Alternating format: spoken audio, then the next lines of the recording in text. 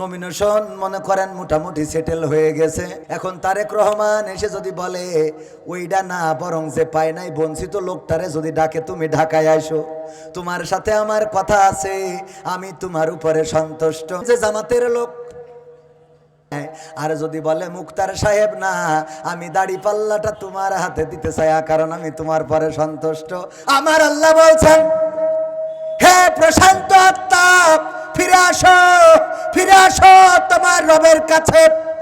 এই প্রশান্ত আত্মা কারা, সেটা নিয়ে আমার আলোচনা। আল্লাহ কাদেরকে ডাক দিবেন যে ওগো প্রশান্ত আত্মা, ফিরে আসো তোমার রবের কাছে?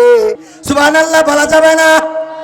এমন একটা ডাক আল্লাহ থেকে শুনলে আমাদের কি আর কোনো কিছুর দরকার আছে? আল্লাহ যদি ডাক দিয়ে বলেন ওগো আমার বান্দা, ওগো প্রশান্ত আত্মা, ফিরে আসো, দুনিয়ার এই জমিন, এই জঞ্জালপূর্ণ জমিনে আর তোমার দরকার নাই। ওগো প্রশান্ত আত্মা, এই দুনিয়ার জমিনের ঝামেলা ঝঞ্ঝাটের দুনিয়ায় তোমার আর দরকার নাই, এখন ফিরে আসো আমার কাছে, আমি তোমার উপরে সন্তুষ্ট এবং তুমিও সন্তুষ্ট অবস্থায় আসো। আর আমার বান্দাদের কাতারে তুমি সারিবদ্ধভাবে দাঁড়িয়ে যাও, আমার বান্দাদের কাতারে সামিল হয়ে যাও, আর প্রবেশ করো আমার দেওয়া সবচেয়ে বড় নিয়ামত জান্নাতের মধ্যে প্রবেশ করো। এমন কথা যদি কাউকে আল্লাহ বলেন, এর থেকে বড় প্রাপ্তি আর আছে নাকি? আব্দুল কাদের জিলানী রাহিমাহুল্লাহ মাঝে মাঝে চিৎকার করে বলতেন, আল্লাহ, ওগো আল্লাহ, তুমি যদি আমার জান্নাতে দাও, পরকালের ময়দানে বিচার শেষে, হাসর শেষে তুমি যদি আমার জান্নাতে দাও, আর সেই জান্নাতে দিয়ে যদি আমার সাথে কথা না বলো, যদি আমার খোঁজ না নাও, তাইলে এমন জান্নাত আমার প্রয়োজন নাই। তুমি যদি আমার জাহান্নামে দাও, দেওয়ার পরে যদি আমার পরে সন্তুষ্ট থাকো, আর যদি আমার খোঁজ খবর নাও, কথা বলো, তাইলে আমি ওই জান্নাতের সেই জাহান্নামটাই বেছে নেব। আল্লাহু আকবার বলবেন না? তার মানে আল্লাহকে কতটা ভালোবাসতেন, আল্লাহর সন্তুষ্টির দরকার। আল্লাহ রাব্বুল আলামিন যদি সন্তুষ্ট হয়ে যায়, এর থেকে বড় প্রাপ্তি আর কিছু হতে পারে না। যেই বান্দার উপরে আল্লাহ খুশি হয়ে যায়, এই বান্দাই আল্লাহর প্রিয় মুখলেস বান্দা হয়ে যায়, আবেদ বান্দা হয়ে যায়, মুস্তাজাবুদ দাওয়া হয়ে যায়।